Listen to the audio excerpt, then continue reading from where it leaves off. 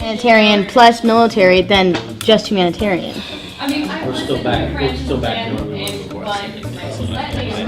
We made some modifications. Overall, it is a solid plan. As long as other UN troops, it's not just French troops, other UN troops join later.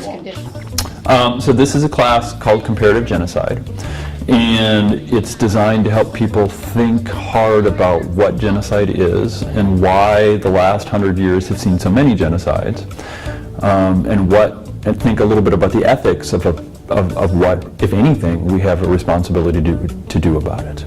And so over the semester we'll do a variety of different kinds of activities. There'll be a little bit of lecture, there'll be a lot of discussion of readings, but this particular started out the class by doing what you might call a role immersion game, which puts them in the place of policymakers, asking them to wrestle with a particular situation to help them think about how in real life decisions are made about what is genocide and what to do about it, and what the political calculations are and the moral calculations that go into that decision.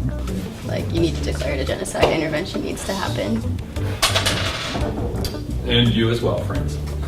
It's all of Europe, isn't it, though? Or all of Europe, I'm sorry. Ah! You're a very powerful person.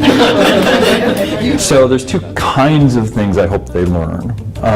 One of them is to get them prepared for the rest of the class by as I said, I want them to, by articulating their own positions as various countries in the world on what genocide is, on what's happening in Rwanda, and how you make decisions. I hope they understand the UN Convention on the Prevention and Punishment of Genocide, and hope they understand the political components to making decisions about moral and practical issues.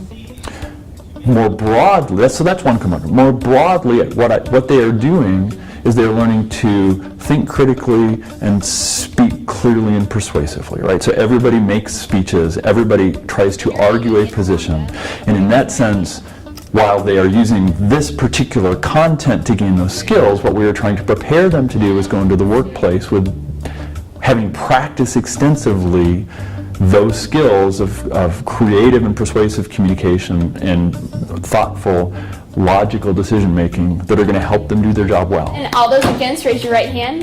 The motion passes. Because these classes are not supposed to be me simply spouting off information and them writing it down.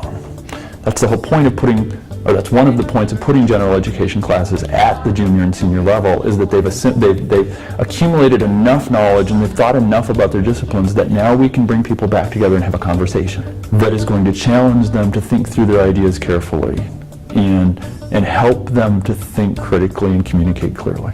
You know, when I came into college, I kind of had this idea, and I think they push it a lot in high school, that you need to get into your major, you need to start taking those classes, and you need to get through that and get out of college and start making money. That was kind of the general impression that I got, which is, it's kind of scary to me coming in. And so when I heard about the NSP courses and kind of what their goals are, it really impressed me, and be able to take interesting classes like dystopian and fiction and film that, you know, when I first sort of heard about it, I was like, what is that actually going to do for me? You know, what is that actually going to help with?